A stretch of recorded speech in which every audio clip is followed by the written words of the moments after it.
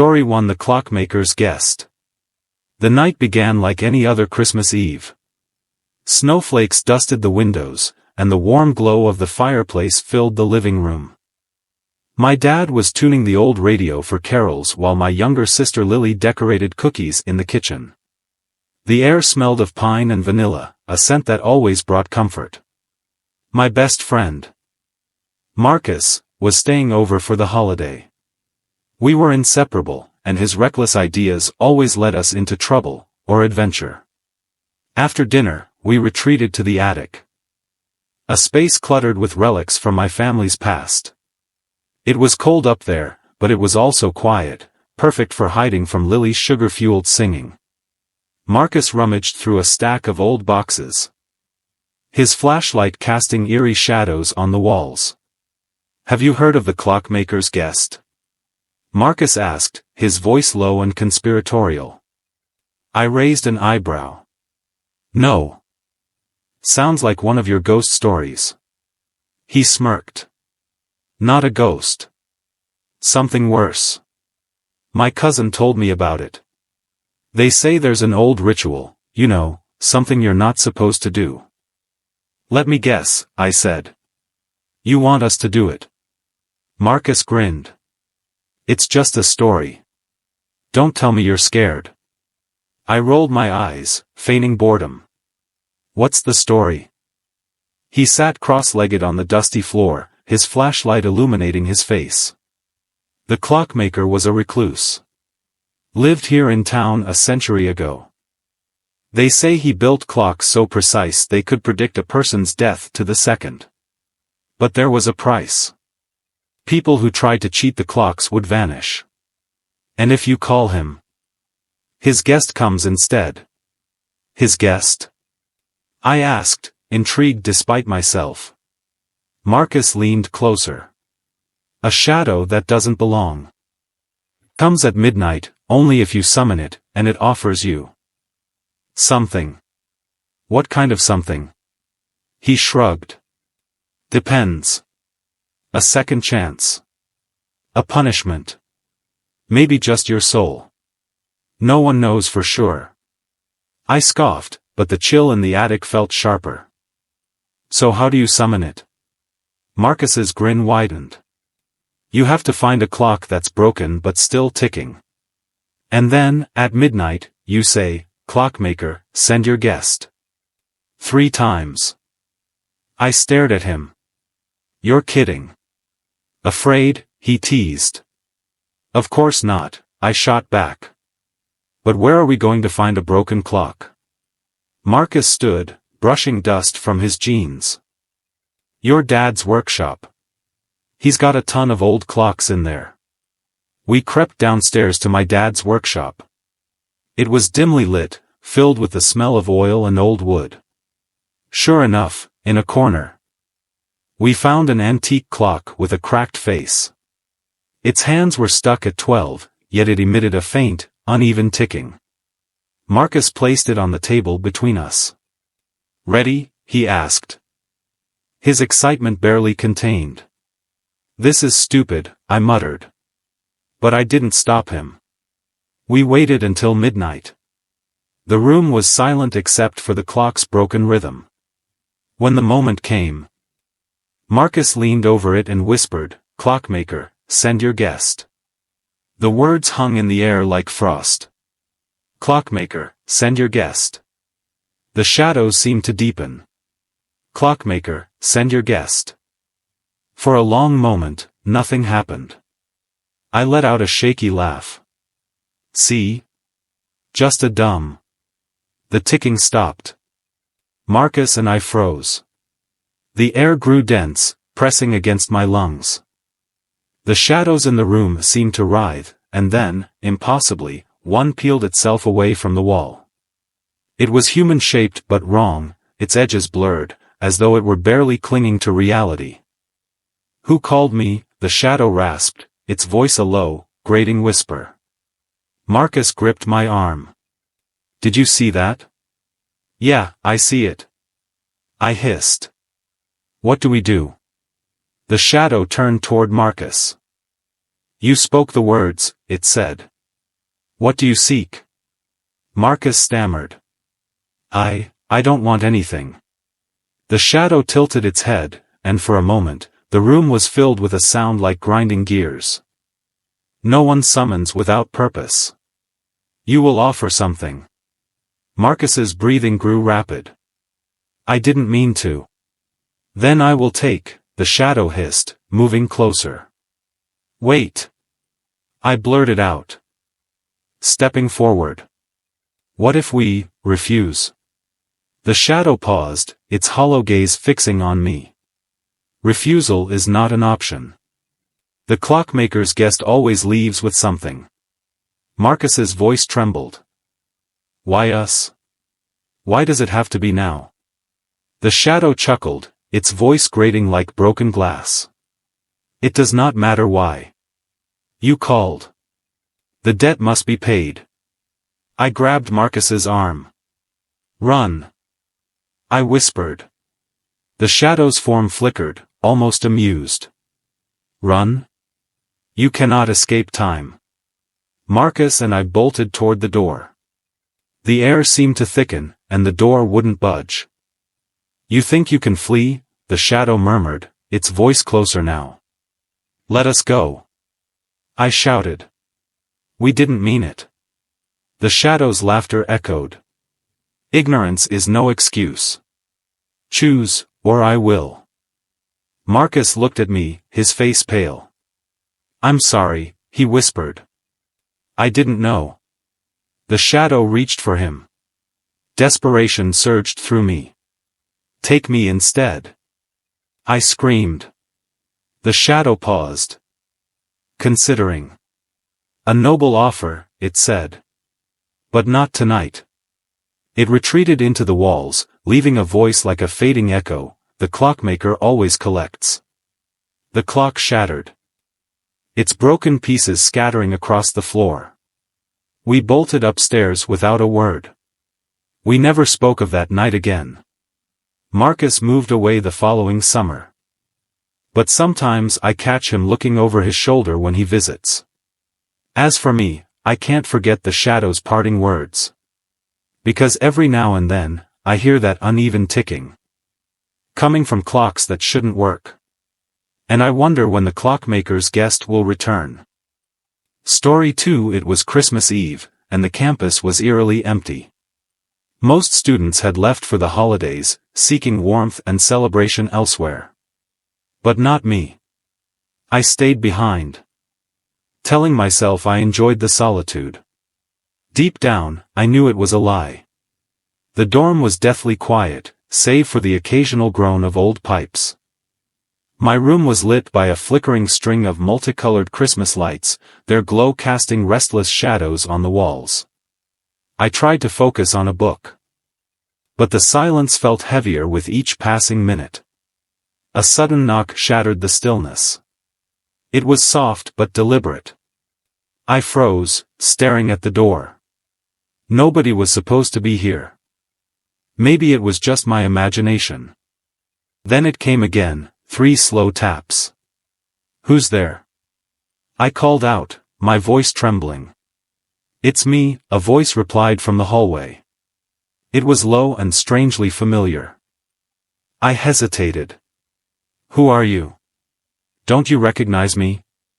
The voice was steady, almost amused. It's Lucas. Lucas. The name hit me like a jolt. I hadn't thought about him in years.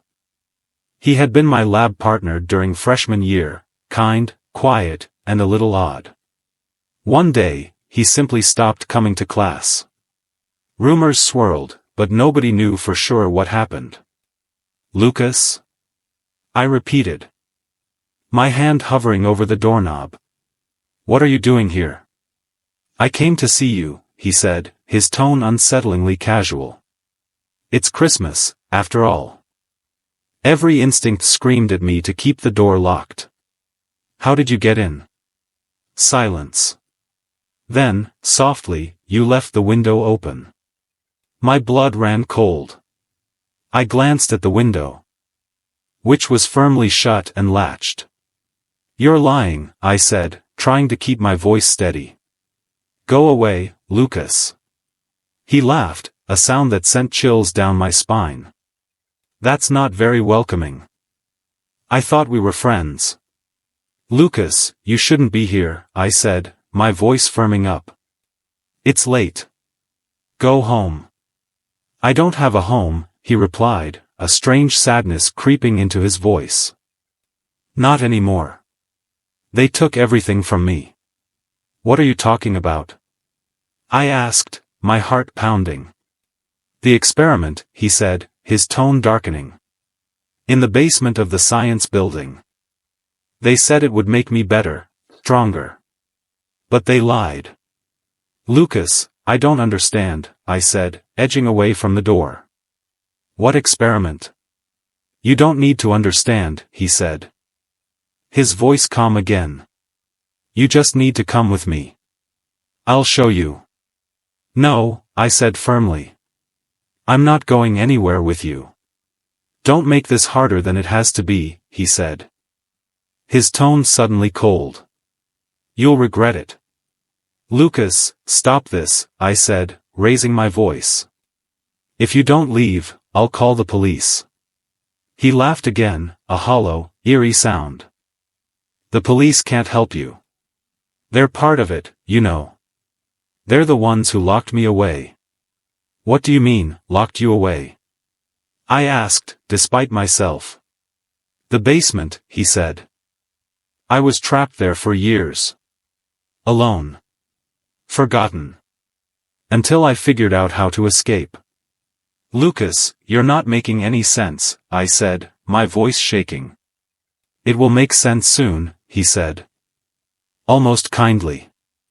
I'll show you the truth. But you have to trust me. I can't trust you, I said. You broke into my room. You're scaring me. Scaring you, he repeated, sounding hurt. I'm trying to save you. Don't you see? They'll come for you next. Just like they came for me. Who will? I asked, fear twisting in my gut. The ones who run this place, he whispered. The ones who control everything. They're always watching.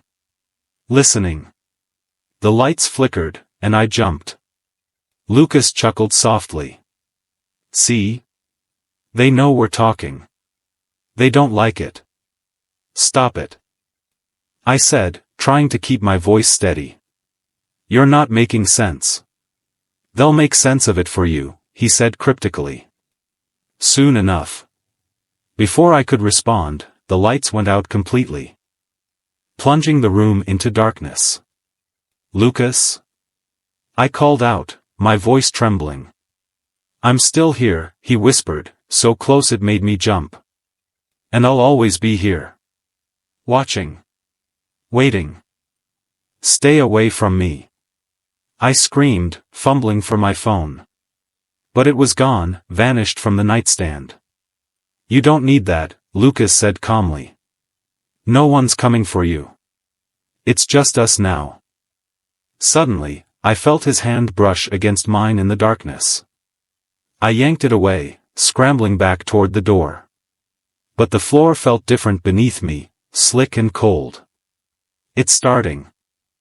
Lucas said, his voice filled with a strange reverence. Can you feel it? Feel what? I shouted, my panic mounting. The change, he said simply. It's too late now. There's no going back.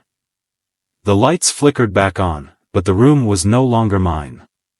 The walls were cracked and stained, the air thick with an acrid smell. Lucas stood in the center, his eyes glowing faintly. Welcome. He said, spreading his arms. This is where it all began. What have you done? I whispered, horrified. I didn't do this, he said, smiling faintly. They did. And now, they'll come for you. Suddenly, a deep rumbling shook the room. The walls seemed to pulse, as if alive. I pressed myself against the cold floor, trying to comprehend the madness around me. Lucas stood unfazed. his gaze fixed on the ceiling. "It's them," he whispered. "They're here." "Who?" I screamed. "What are you talking about?" The air grew impossibly heavy, pressing down on my chest.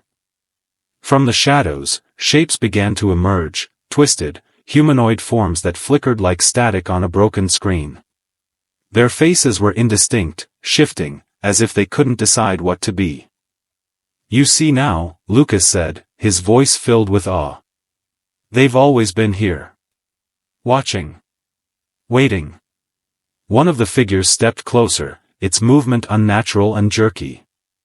I tried to scream, but no sound came out. The figure extended a hand, and for a moment, I thought it was reaching for me.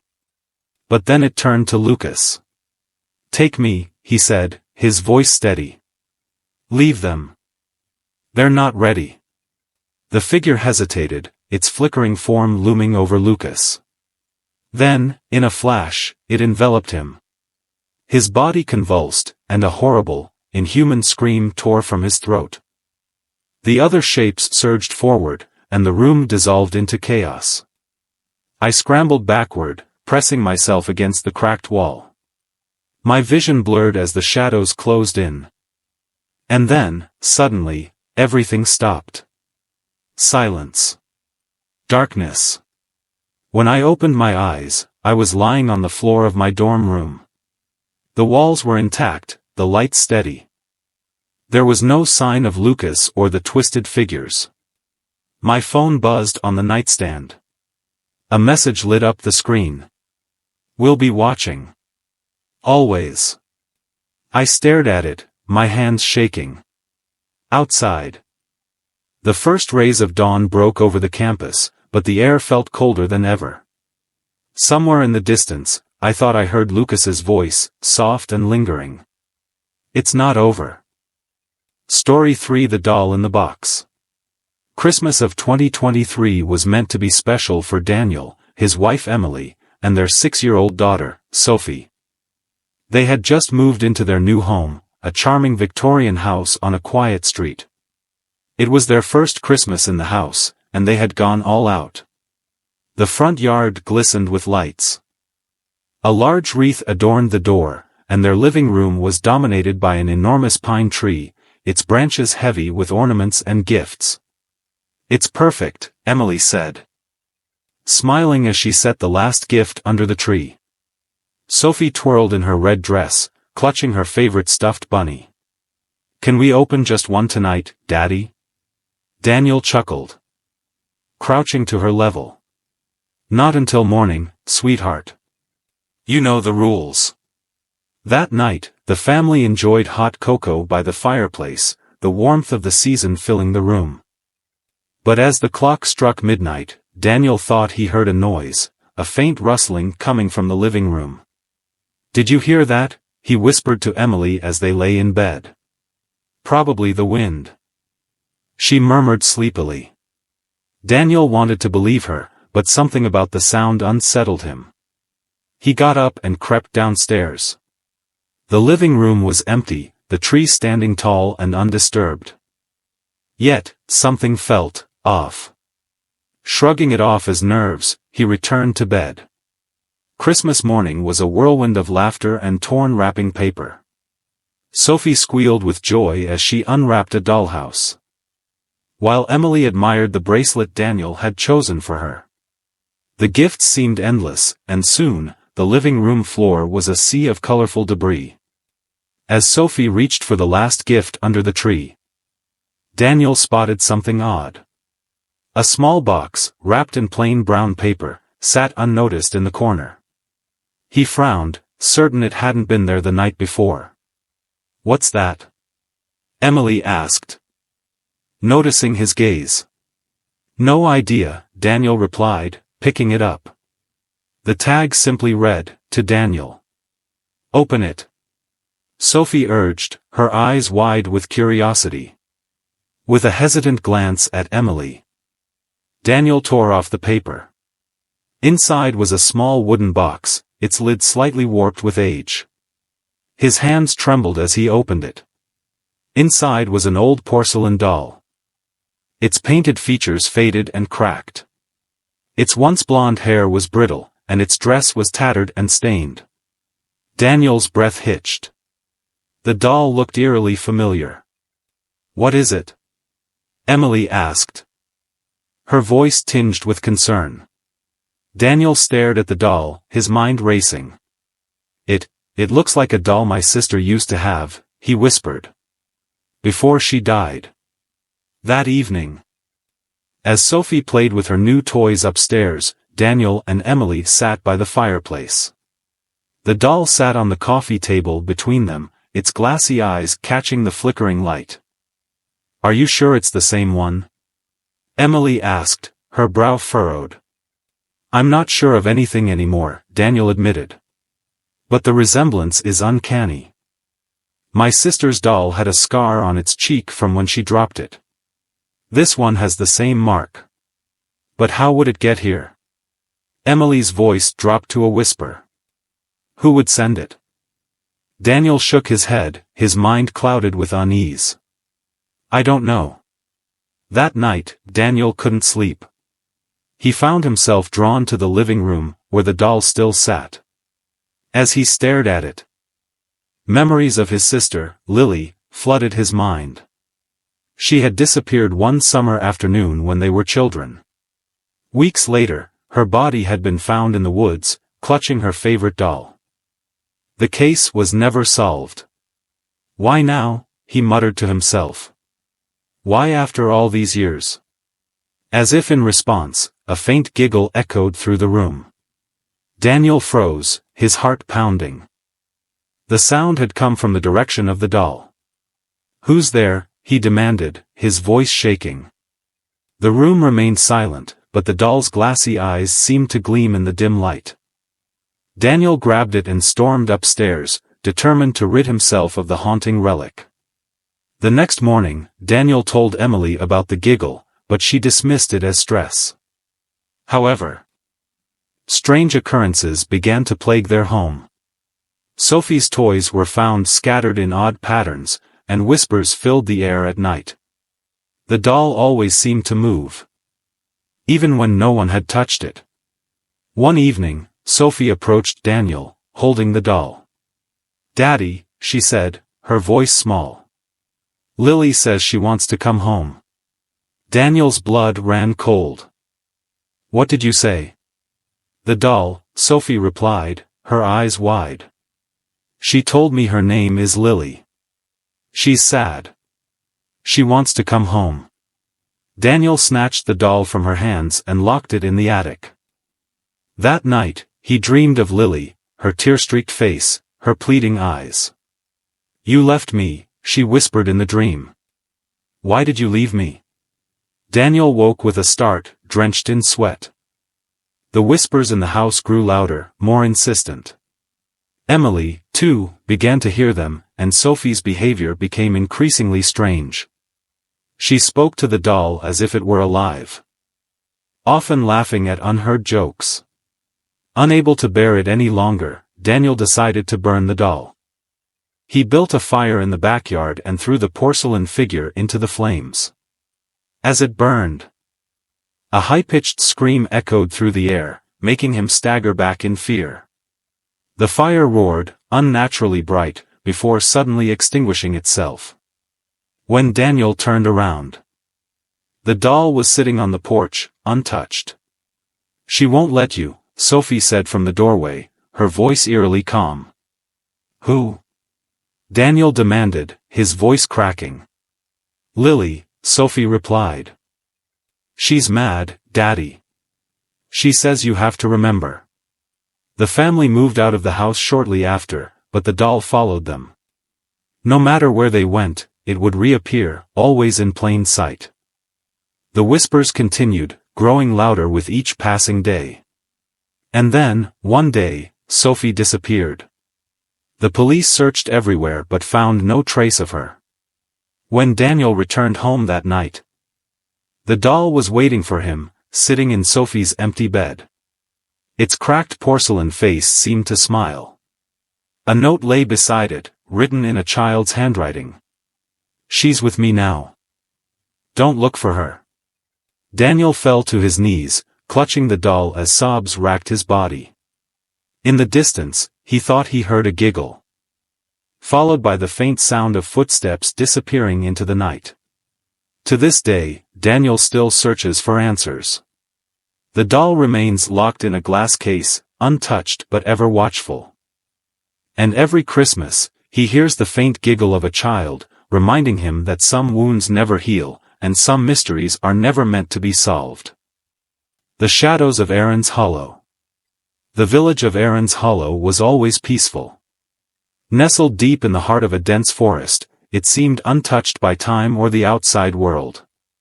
It was here, one cold December evening, that our family gathered to celebrate the festival of the solstice. We sang songs, prepared roasted yams, and exchanged humble gifts. The air carried the scent of pine and fresh bread, and for a while, it felt as though nothing could ever disturb our joy. But that night would be remembered not for its warmth, but for the shadows that descended upon us. It began with a distant wail. At first, we thought it was the wind sweeping through the hollow. But as the sound grew louder, it became unmistakable, the anguished cry of something, not quite human. My father, a man known for his calm demeanor, stood abruptly and motioned for silence. "Stay here," he said, his voice firm but soft. "I'll see what's out there." My younger sister, Eliza, clung to my arm. "What is it, Jonah?" she whispered. I didn't answer. The truth was, I didn't know. Something about the cry chilled me to my core. Moments later, my father returned, his face pale and his hands trembling. "Lock the doors. Put out the lights. No one makes a sound." He didn't explain, and we didn't ask. The urgency in his voice was enough to send us into action.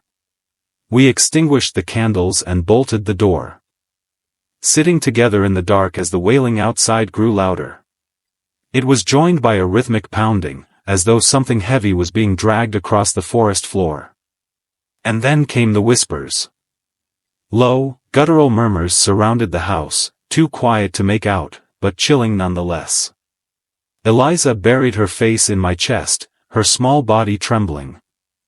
My mother clasped her hands in silent prayer, her lips moving but no words escaping. My father stood by the window, peering through the tiny crack in the shutters. "They're here," he muttered. "Who?" I asked, my voice barely audible. He turned to me, his eyes wide with fear. "The marked." Before I could ask what he meant, the whispers stopped. The silence that followed was worse. It pressed against us, heavy and oppressive, until it was broken by a loud, deliberate knock on the door. Knock. Knock. Knock. "Don't move," my father hissed. The knock came again. Louder this time. Then a voice, raspy and cold, spoke from the other side. "We know you're in there. Open the door, and we promise to make it quick." My mother stifled a gasp.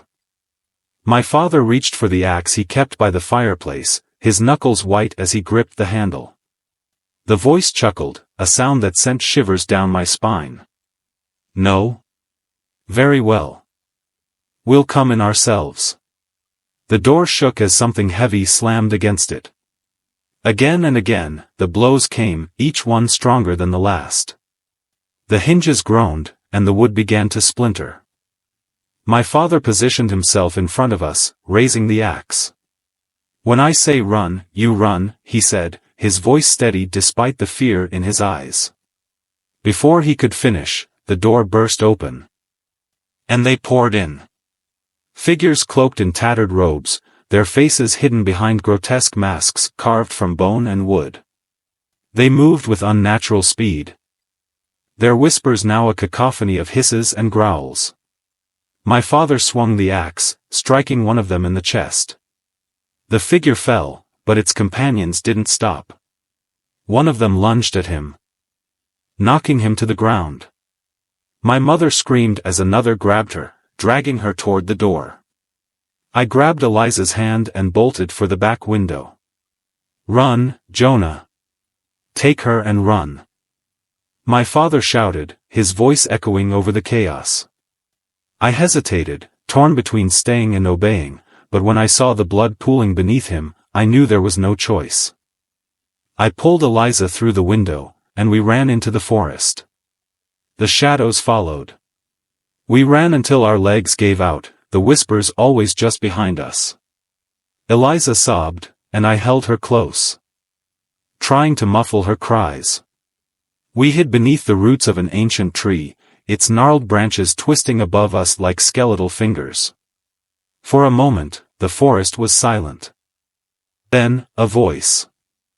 Soft and melodic, it drifted through the trees. "Jonah! Eliza, come back. It's safe now." It was my mother's voice. Eliza stirred, her eyes wide with hope. "Mama?" I held her tighter. "No. It's not her." The voice came again, closer this time. "Don't be afraid. Come out, my loves." I peeked through the roots and saw her standing in the clearing. She looked just as she had before the attack, her hair neatly braided, her dress pristine. But her eyes, they were wrong. Too bright. Too still. "Jonah," she called, her head tilting unnaturally to one side. "Don't you want to come home?" Behind her, the masked figures emerged from the shadows, their empty eyes fixed on us. I turned to Eliza. "When I say run, you run. Don't look back." She nodded, tears streaming down her face. "Now." We bolted from our hiding spot, weaving through the trees as the whispers rose to a deafening roar.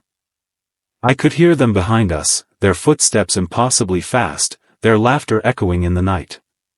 Eliza stumbled, and I scooped her up, my lungs burning as I pushed forward. And then, silence.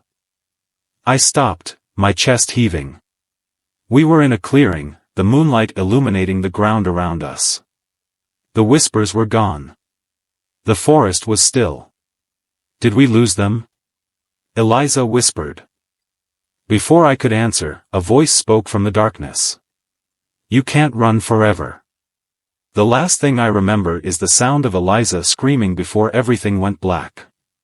When I woke up, I was alone. The clearing was empty, the forest silent. Eliza was gone, and so was any trace of the figures that had pursued us. To this day, I search for her, retracing our steps through the woods, hoping against hope that she's still alive. But the whispers still haunt me, and every so often, I hear my mother's voice calling from the shadows. "Come home, Jonah. Come home." And I wonder if one day, I'll listen. Story 5. The heat of Christmas Eve in 1974 was oppressive on Australia's northern coast. I was 32, a mother of two, Ella, 6, and Max, 4. They were bursting with excitement for Santa's arrival, their giggles filling the house. Yet, as the day wore on, unease began creeping into my chest, unshakable and heavy. Reports of a storm had lingered all week. But cyclones in this region were unpredictable. They came, they veered off, and they dissipated. That's what we told ourselves. Still, by evening, the air felt strange, thick and charged. As the sun set, the whispers began, faint and carried on the wind. At first, I thought it was just my imagination. But Ella's voice startled me as she paused by the Christmas tree. "Mommy. Do you hear that? It's like someone's whispering." I glanced at Tom, my husband, who was fiddling with the radio. He looked up briefly, offering a forced smile. "It's just the wind, sweetheart," he said. But it didn't sound like the wind. The murmurs were too deliberate, too human. As twilight gave way to night, the whispers seemed to intensify, threading through the noise of the rising wind. Our neighbors, who had gathered to celebrate Christmas, began murmuring amongst themselves. By midnight, the laughter had faded, replaced by worried glances at the rattling windows. Suddenly, a loud thud against the side of the house made everyone jump. Max clung to my leg, his small voice trembling. What was that? Tom stood, grabbing a flashlight.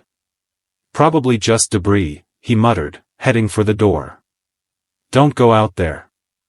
I called after him, fear lacing my voice. But he shook his head and stepped into the storm. Minutes dragged on, each one heavier than the last. When Tom finally returned, his face was pale, his eyes wide. We need to move, he said. His voice tight. Get the kids. Now. What did you see? I demanded, but he ignored me, pulling Max into his arms. We scrambled into the bathroom, dragging a mattress to barricade the door. The power flickered once before plunging us into darkness. Tom's flashlight cast erratic beams of light, illuminating the cramped space. Mommy, Ella whispered, her voice shaking, I saw something. I knelt beside her. What do you mean, sweetheart? In the lightning, she said, her eyes wide with fear. A face. Outside the window. My stomach tightened. It's just your imagination, I said, forcing calm into my voice. But I knew she wasn't lying. Tom's hand tightened around the flashlight, his knuckles white. The storm raged outside, the wind howling like a living thing. The whispers grew louder, now unmistakable, weaving through the chaos. I pressed my ear to the door, straining to make sense of the words. But they were in a language I couldn't understand, harsh and guttural, almost melodic. Do you hear that? I whispered to Tom. It's just the storm, he said, but his voice wavered. He was lying. Hours passed, though it felt like days. Then, without warning, the storm fell silent. The air was eerily still, the silence almost deafening. Tom stood, peeking through a crack in the barricade. We're in the eye, he said. I need to check on the neighbors. No. I grabbed his arm. Tom, don't go out there. I'll be quick, he insisted, pulling free. Stay here. Don't open the door for anyone but me. Daddy, don't go. Ella cried, clutching his shirt. I'll be back, princess, he said softly, forcing a smile. And then he was gone. The stillness pressed down on us, heavy and unnatural. I held the children close, whispering reassurances I didn't believe. Then Ella's voice broke the silence, trembling and soft. They're outside. What? I asked, my breath catching in my throat. The people, she said. They're standing in the yard. I peered through a crack in the barricade, my heart pounding. Lightning lit up the yard, and I saw them. Figures, 6, maybe 7, standing motionless in the rain. They were tall and thin, their proportions wrong, their heads tilted as if listening. They didn't move, but their presence was suffocating. Who are they? Max whispered, clutching my arm. I don't know, I said, my voice barely audible. Just stay quiet. The figures remained unmoving, as the seconds stretched into eternity. Then, as abruptly as it had stopped, the storm returned. The wind roared back with renewed fury, slamming against the house. The bathroom door splintered under the pressure, and the mattress toppled away. Rain and debris poured in, soaking us. The whispers returned, louder now, overlapping in a cacophony of voices. They weren't words anymore. They were something else, something ancient and terrible. I clung to Ella and Max, shielding them as best I could. The roof peeled away. The wind tearing through the house like a beast. And then, just as suddenly as it began, it was over. The first light of dawn revealed a world unrecognizable. Our home was reduced to rubble. The yard littered with debris. I called for Tom, but only silence answered. As I stumbled through the wreckage, I found a soaked, crumpled piece of paper lodged in the splintered remains of a wall. Scrawled across it in shaky handwriting were the words, "They are the wind." I never saw Tom again. And though the years have passed, I still hear the whispers when the wind howls. They haunt my dreams, filling them with shadows and voices I can't escape. Every storm carries their song, and every gust of wind feels like a warning. I know they're still out there, waiting. But for what, I may never know. Story 6: The Spectre of King's Square. It was a freezing December evening, just 2 days before Christmas. The streets were alive with holiday cheer. Lights twinkling in every shop window and carolers serenading bundled-up shoppers. King's Square, the heart of the city during the festive season, was a haven of joy and laughter. With its towering Christmas tree and an ice rink teeming with skaters. Emma had just left her office early, hoping to enjoy a rare moment of peace. Clutching a steaming cup of coffee, she made her way towards the square, drawn by the sound of laughter and the promise of roasted chestnuts from a nearby stall. As she turned onto the main street, a faint chill ran down her spine, a sensation that had nothing to do with the biting winter air. She glanced around, noticing a peculiar stillness in the atmosphere. The crowd's laughter seemed muted, and the usual festive buzz felt oddly subdued. "Hey, Emma," called a familiar voice. It was Mark, her co-worker, who was also heading toward the square. "Mark, do you feel strange? Like something isn't right?" Emma asked, trying to shake off the unsettling feeling. Mark chuckled nervously. "You've been working too hard. Relax, it's Christmas. Let's grab some mulled wine." Emma forced a smile and nodded, but the unease lingered.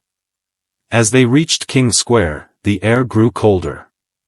Emma's breath hung in the air like mist, and a strange fog began to roll in, shrouding the square in an eerie veil. The giant Christmas tree loomed like a shadowy sentinel, its lights flickering sporadically. "Is it just me, or is it getting darker?" Mark asked, looking around uneasily. Emma didn't respond. Her eyes were fixed on a lone figure standing at the edge of the ice rink. It was a woman in a tattered red coat, her back turned to the crowd. She appeared to be whispering something, her breath visible in the cold air. No one else seemed to notice her. "Mark, do you see that woman?" Emma asked, her voice barely above a whisper. Mark followed her gaze but shook his head. "What woman?" Before Emma could reply, the woman turned. Her face was pale, almost translucent, with hollow, dark eyes that seemed to pierce through Emma. A sudden, ear-splitting scream shattered the air, but it didn't come from the woman. It came from behind them. Chaos erupted as the crowd turned to see an old delivery truck barreling down the street, its headlights cutting through the fog like twin daggers. Unlike the bustling bin lorry Emma had expected, this truck seemed ancient, its rusted frame groaning with every move. The driver's seat was empty. "Get out of the way!" Mark shouted, grabbing Emma's arm and pulling her aside just as the truck careened onto the square, mowing down streetlights and market stalls. People screamed and scattered, but the truck didn't stop. It circled the square like a predator, its engine growling. Emma's eyes darted back to the ice rink. The woman in the red coat was gone. "Emma, we have to go," Mark urged, dragging her toward an alleyway. But Emma couldn't move. Her gaze was fixed on the truck, where a shadowy figure now sat behind the wheel. Its face was obscured, but its eyes glowed faintly. A sickly yellow. The truck screeched to a halt in the center of the square. For a moment, silence fell, broken only by the crackling of a shattered street lamp. Then, one by one, the Christmas lights around the square began to flicker and die. The massive Christmas tree groaned as if under an invisible weight, its branches curling inward like claws. "Emma, come on." Mark's voice was desperate, but Emma was rooted to the spot. She watched as the shadowy figure stepped out of the truck. Its movements were jerky, almost puppet-like. It turned its glowing eyes toward her and smiled, a twisted, unnatural grin. Suddenly, the fog thickened, swallowing everything. Emma could hear voices, whispers in the mist, and the faint sound of footsteps circling her. Mark's hand tightened around her wrist, but when she turned, he was gone. Instead, she found herself face to face with the woman in the red coat. "You shouldn't have come," the woman whispered, her voice like the rustle of dry leaves. "It's not meant for you." What's happening?" Emma stammered. The woman's expression softened, almost sad. "They're trapped here. Just like you will be." Before Emma could ask what she meant, the ground beneath her began to shift. She stumbled and fell, the world around her dissolving into darkness. The last thing she saw was the glowing eyes of the shadowy figure, staring down at her from the truck, its twisted grin the only thing illuminating the void. When Emma woke, she was lying on the cobblestones of King Square. The fog was gone, and the square was eerily quiet. The Christmas tree stood tall and bright, and the festive cheer had returned as if nothing had happened. "Emma?" Mark's voice brought her back. He was standing over her, looking concerned. "You okay? You just fainted or something?" Emma sat up, her head spinning. "What about the truck? The fog? The woman?" Mark frowned. "What are you talking about? Come on, let's get you home." As they walked away, Emma glanced back at the square. The festive cheer seemed hollow now. In the corner of her eye, she thought she saw the woman in the red coat watching her from the edge of the ice rink. When she turned for a better look, there was no one there. The laughter of the crowd echoed in her ears. But all Emma could hear were the whispers from the fog, a warning she would never forget. Story 7. The Winter Wraith. It was Christmas Eve in Frost Hollow, a mining town buried under endless snowdrifts. Despite the biting cold and the struggles of the miners' strike, the townsfolk had gathered at the old chapel for the annual Christmas Eve celebration. It was their one night of warmth and light amidst the bleak winter. The chapel, a weathered building with stained glass windows that shimmered faintly under the moonlight, was alive with laughter. Children danced around a towering Christmas tree adorned with handmade ornaments, and carols echoed through the room, accompanied by an out-of-tune piano. "I haven't seen the kids this happy in weeks," Clara said, her voice tinged with relief.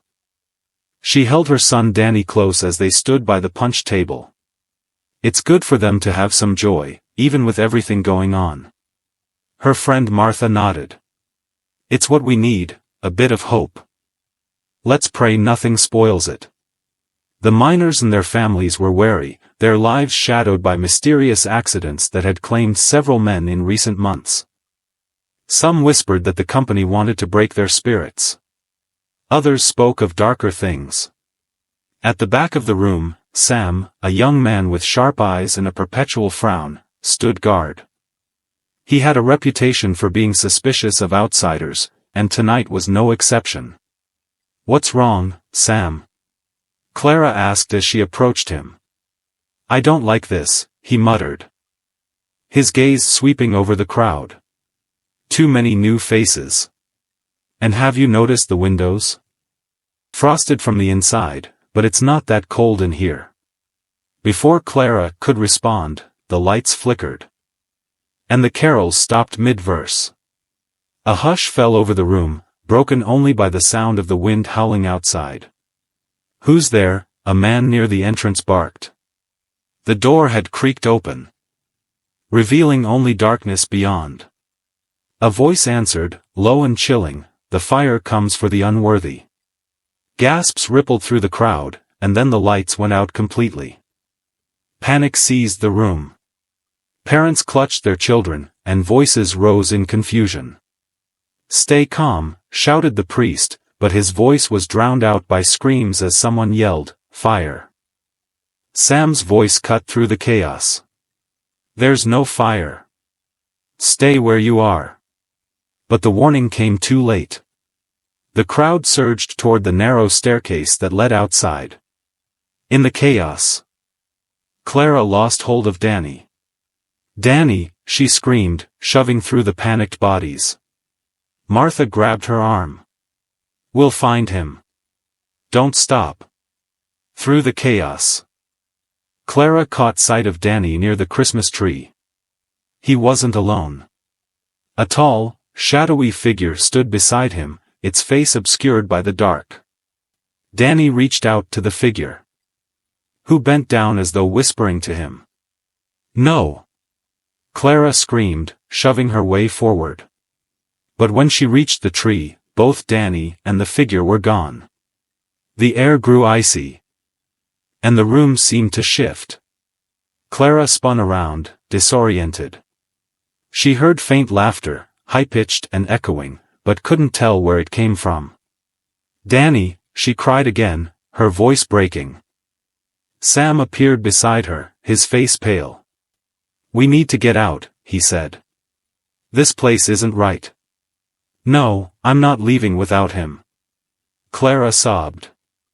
Martha emerged from the crowd, her face streaked with tears. "Clara, the doors, they're gone.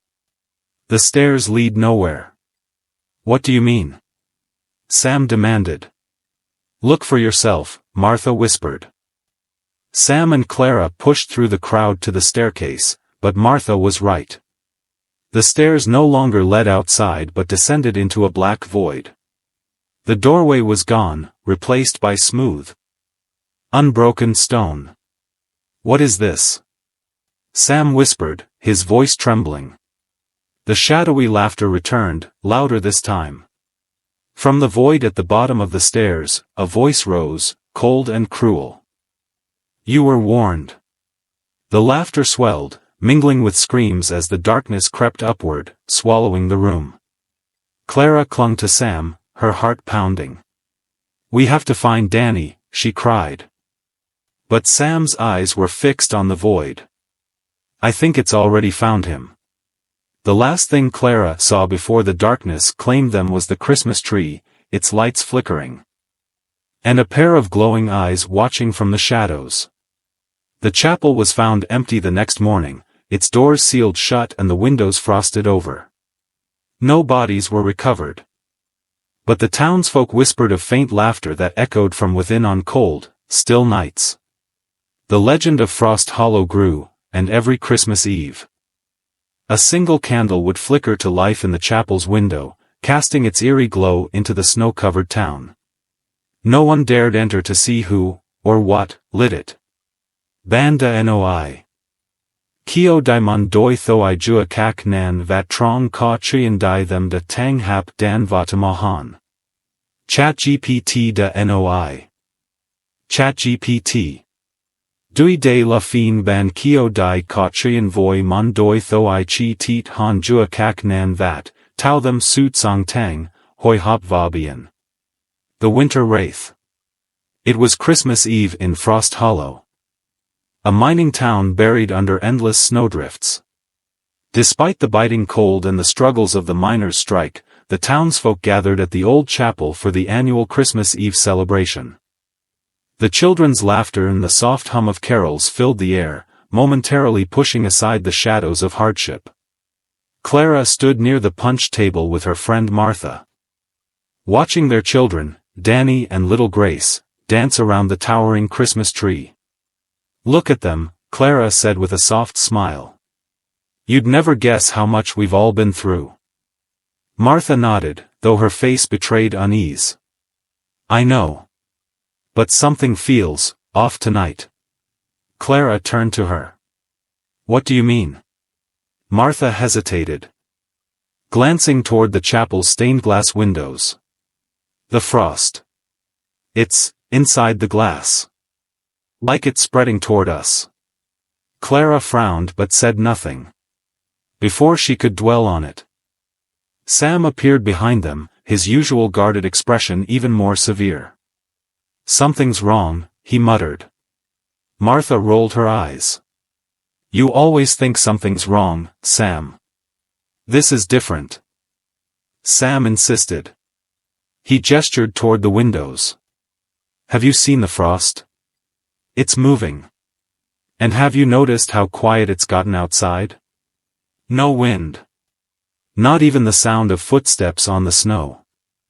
Clara opened her mouth to reply, but the lights flickered, casting long, warped shadows across the room. The carols faltered, and a tense silence settled over the crowd. "What was that?" Clara whispered. Before anyone could answer, the door at the far end of the chapel creaked open. A cold draft swept through the room, extinguishing several candles. The darkness seemed to stretch toward them like grasping hands. "Who's there?" one of the men near the door barked, his voice sharp and commanding. For a moment, there was only silence. Then, a low, chilling voice spoke, its words echoing as if from deep within the earth, "The fire comes for the unworthy." Gasps rippled through the crowd, and parents instinctively pulled their children closer. Sam's hand moved to his belt, where he carried a small hunting knife. "What does that mean?"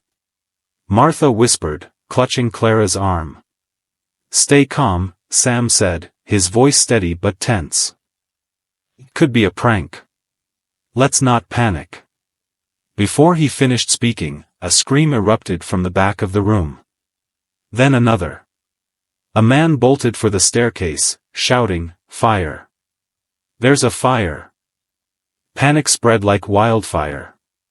Parents grabbed their children, people shoved toward the narrow staircase that led outside, and the room dissolved into chaos. "Danny!" Clara screamed, searching desperately for her son. She spotted him near the Christmas tree, but her heart froze. He wasn't alone.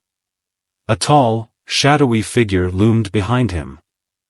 Its face obscured but its glowing eyes fixed on Danny. "Mama?" Danny's voice trembled as he turned toward her. "Who is this?" "Stay away from him," Clara shouted, shoving through the crowd.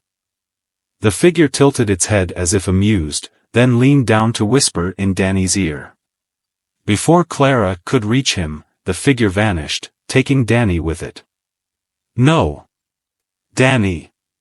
Clara's scream was raw. But no one paid her any attention. The crowd was too consumed by terror, pushing and trampling to reach the staircase. Sam appeared beside her, his knife drawn. "What happened?" "He's gone." Clara sobbed. That thing took him." Sam's eyes darkened. "We need to find him. Now." They pushed through the crowd, heading toward the tree where Danny had last been seen. Martha caught up with them, her face pale. "Clara, the doors, they're gone." "What do you mean, gone?" Sam demanded. "They're not there anymore." Martha cried. "The staircase doesn't lead outside. It goes down. But there's no end to it." Sam grabbed Clara's arm. "We have to move. If we stay here, we'll all..."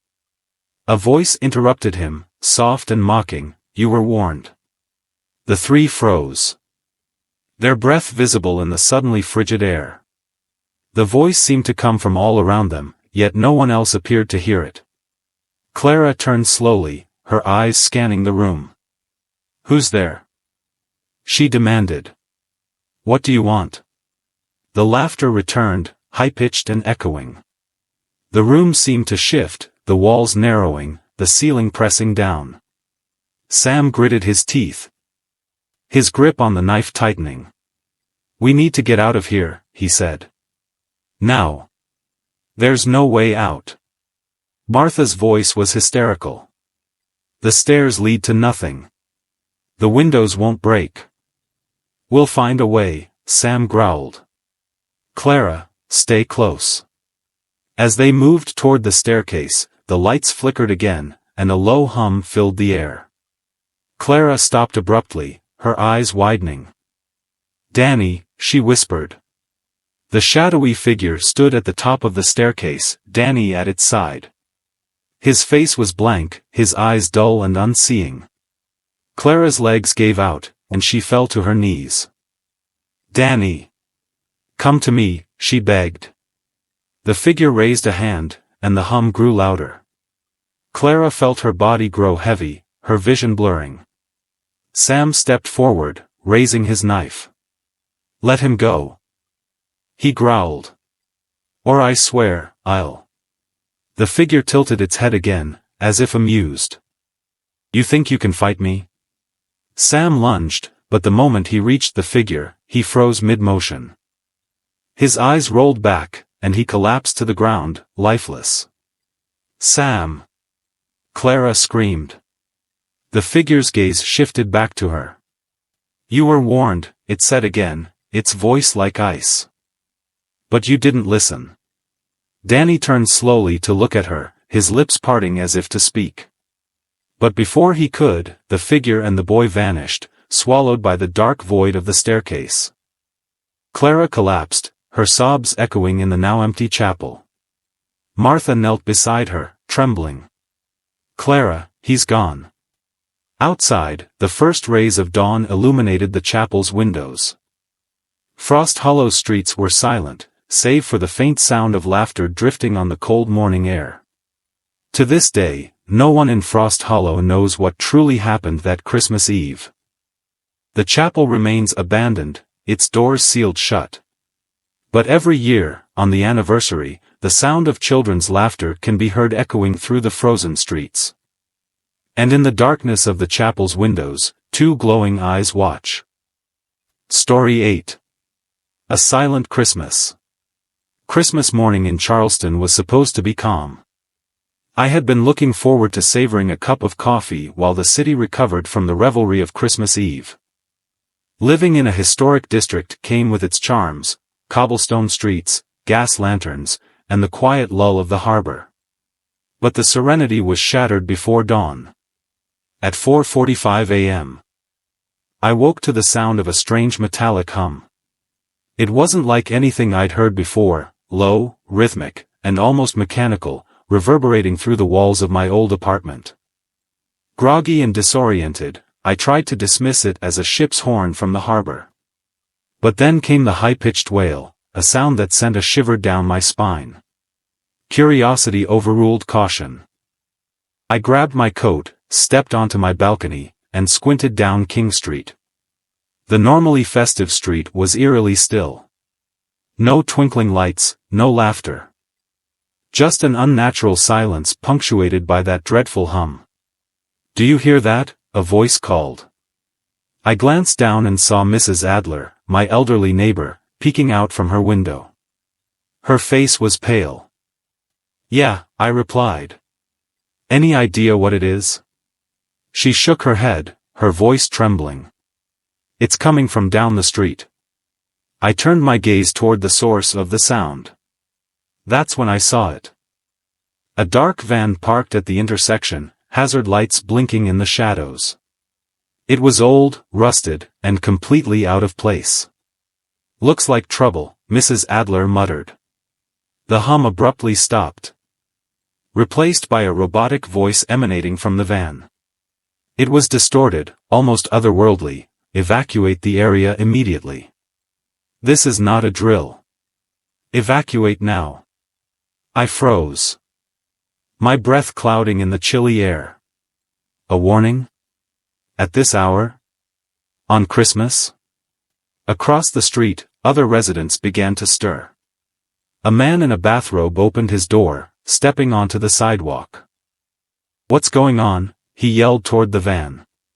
The robotic voice responded, emotionless and mechanical, "This vehicle will detonate in 20 minutes. Evacuate now." Panic set in. I rushed back inside and shook my roommate, Claire, awake.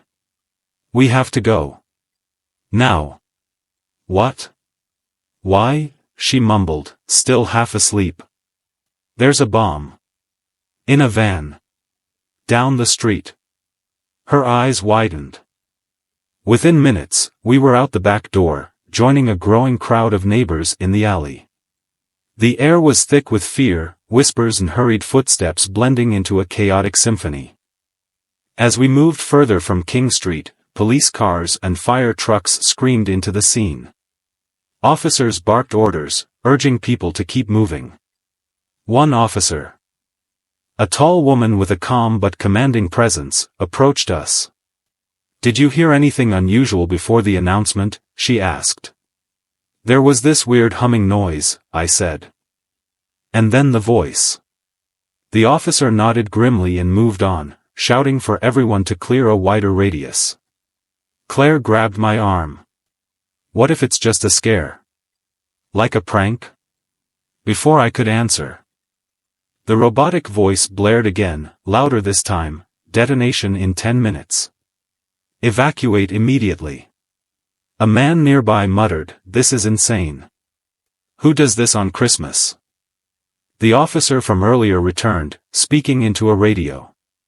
"We've located the van's plates. They don't match anything in the system.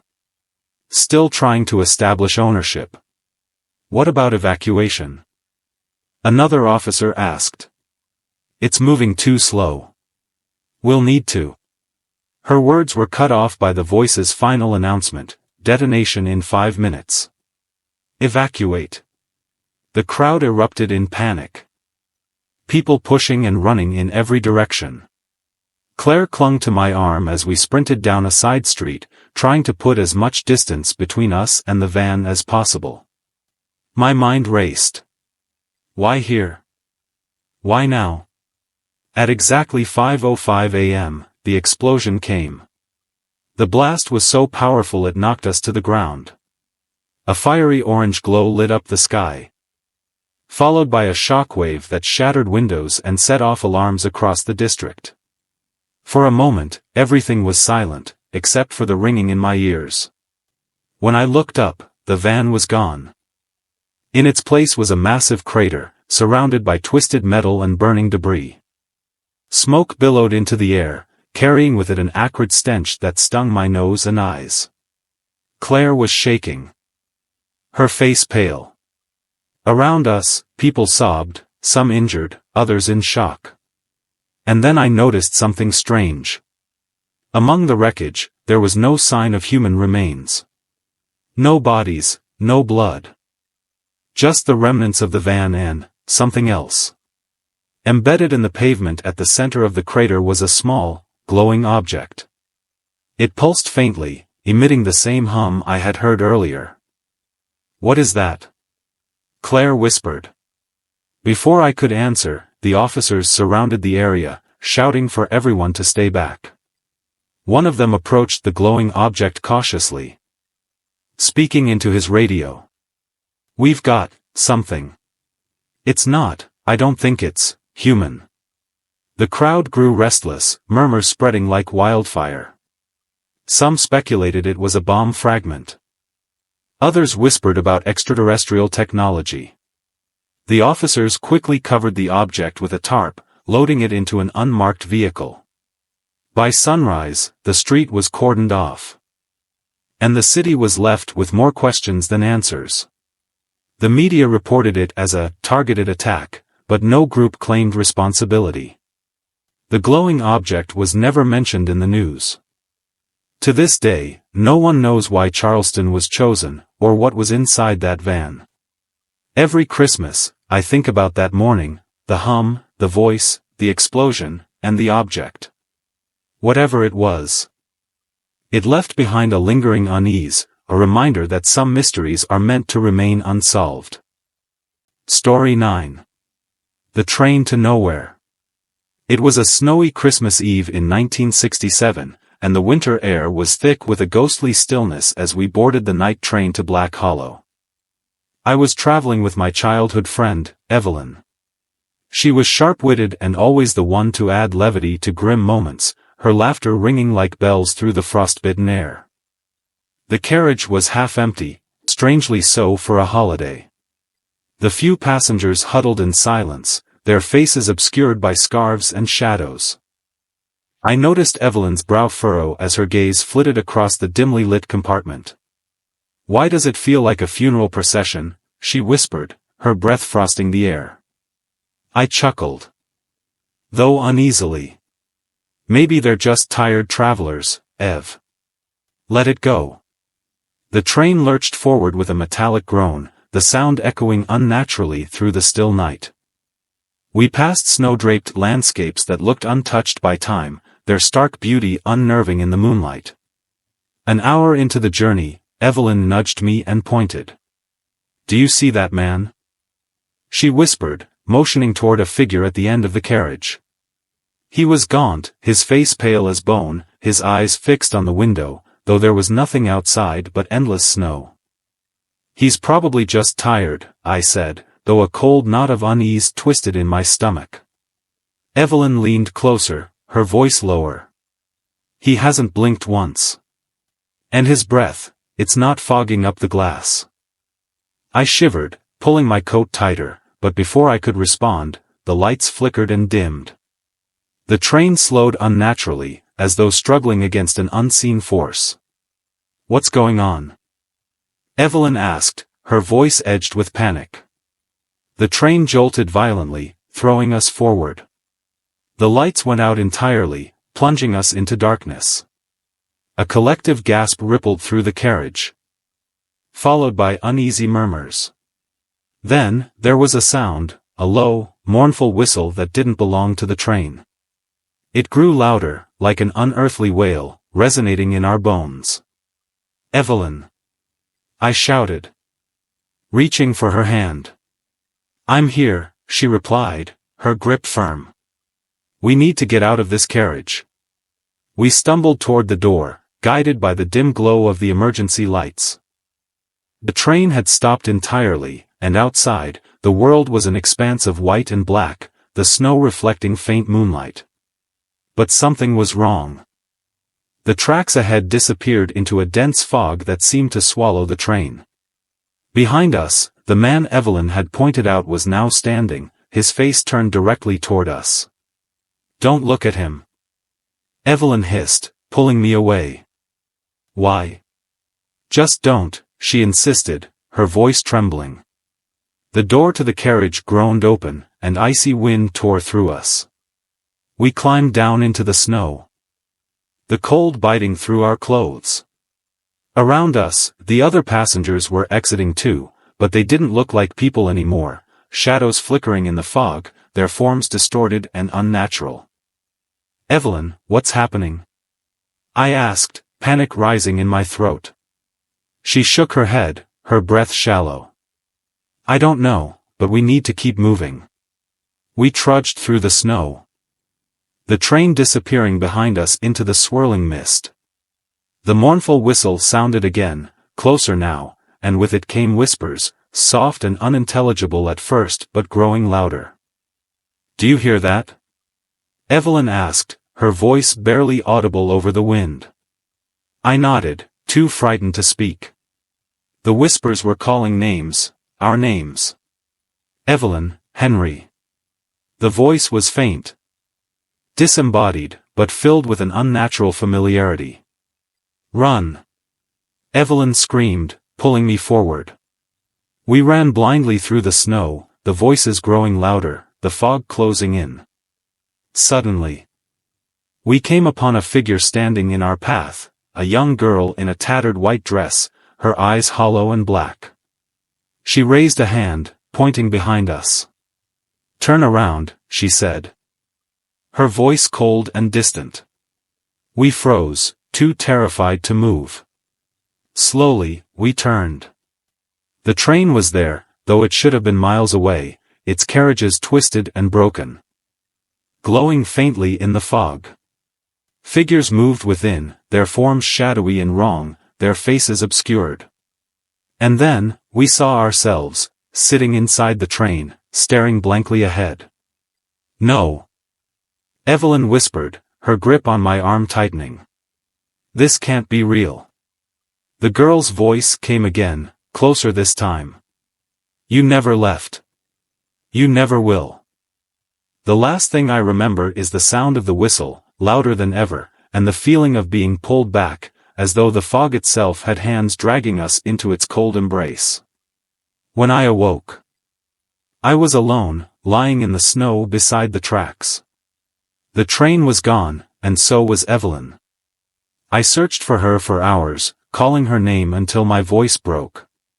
Eventually, I found my way to a nearby village, where the locals told me there hadn't been a train running on those tracks for decades, not since the Black Hollow disaster of 1932. When a train had derailed in the snow, killing everyone on board. They said some people still see the train, but those who board it are never seen again. I still hear Evelyn's voice sometimes. Faint and distant, calling my name in the dead of night. Story 10. The Crimson Omen. It all started when my mom began dating a man she met through an obscure matchmaking website. Online dating wasn't unusual. But there was something unsettling about him from the start. His name was Victor. Unlike the usual quiet or awkward introductions, Victor had an unnerving presence that made both my wife, Jenna, and I feel uneasy. He's odd, Jenna whispered after their first meeting. I nodded in agreement. Victor barely made eye contact, and when he did, it felt like he was staring through you, not at you. His movements were slow and deliberate, almost rehearsed. Once, during dinner, he offered Jenna a piece of chocolate, only to eat one himself, close his eyes, and hum in an unsettlingly intimate way. It wasn't just his mannerisms. Whenever we visited my mom, he'd retreat to her room, the door closed, as though he were avoiding us altogether. We'd occasionally hear faint whispers or rhythmic tapping sounds from the room, but when we asked my mom about it, she just brushed it off. He's just a private person, she'd say with a nervous laugh. On Christmas Eve, my mom revealed that she was planning to end things with Victor. She'd grown uncomfortable with his strange habits, the way he would talk to himself when he thought no one was around, or how she'd sometimes wake up to find him standing by the window, staring out into the night. I'll do it after dinner tomorrow, she said, her voice trembling. I've made up my mind. Jenna and I exchanged worried glances. Are you sure it's safe? Jenna asked. Maybe we should stay here tonight. But my mom insisted she'd be fine. She didn't want to ruin Christmas with any drama. Reluctantly, we left early the next morning to visit my dad, planning to return later that evening. A snowstorm trapped us at my dad's house overnight, and while we were relieved to be out of the tension at mom's, Jenna couldn't shake a bad feeling. We need to check on her, she urged the next day. Victor gives me the creeps. What if he didn't take the breakup well? By midday, we managed to dig our car out and head back to mom's. Her car was in the driveway, but the house seemed eerily still. Snow muffled all sound, and the pale light filtering through the windows gave everything a washed-out, ghostly quality. Mom? I called out as we stepped inside. The air was heavy, and the faint smell of iron tickled my nose. Why is it so quiet? Jenna whispered, gripping my arm. Then we saw it. Blood. Or what looked like blood, pooling from the refrigerator's water dispenser. The deep crimson liquid dripped steadily onto the floor, forming a growing puddle. Jenna let out a strangled scream. And my stomach twisted. Stay here, I said, my voice shaking. I stepped closer, each creak of the floorboards echoing in the silence.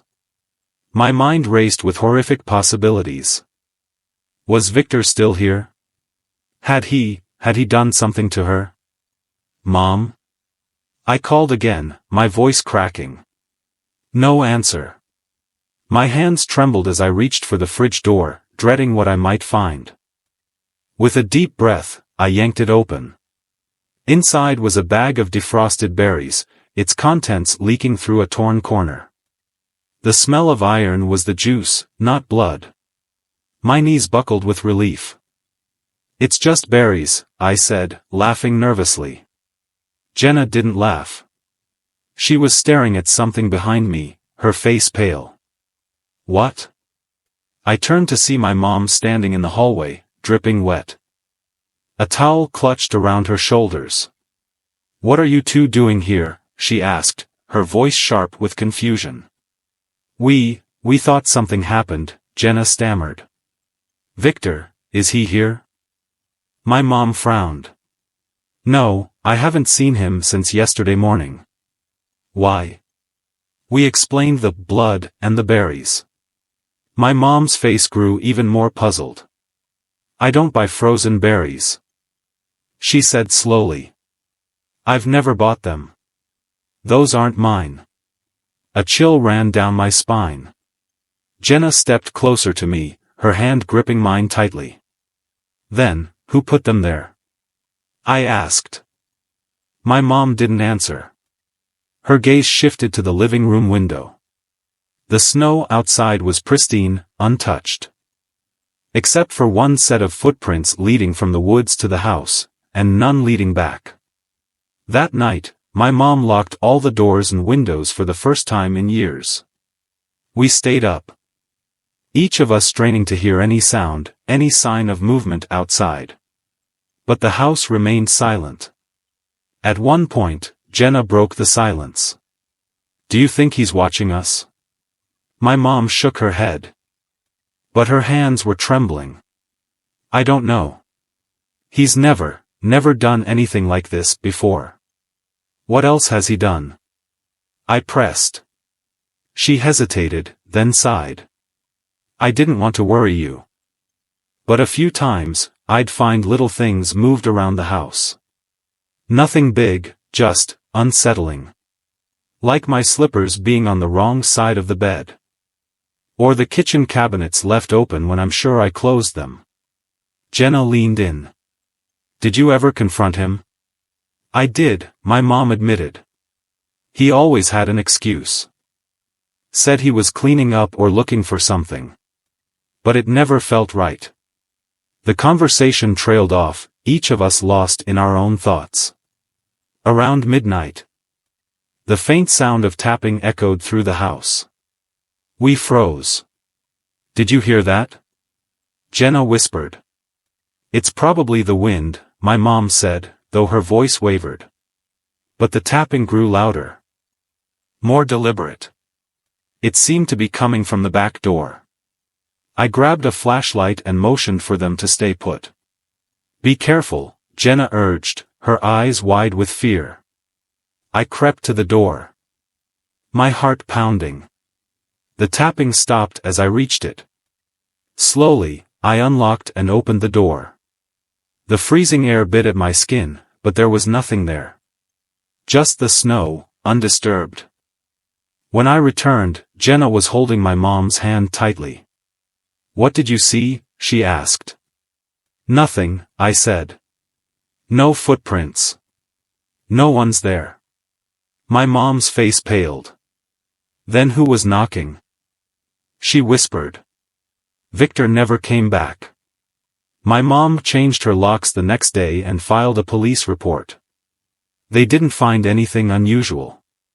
But sometimes, when I'm alone at night, I think about those footprints, how they stopped at the house.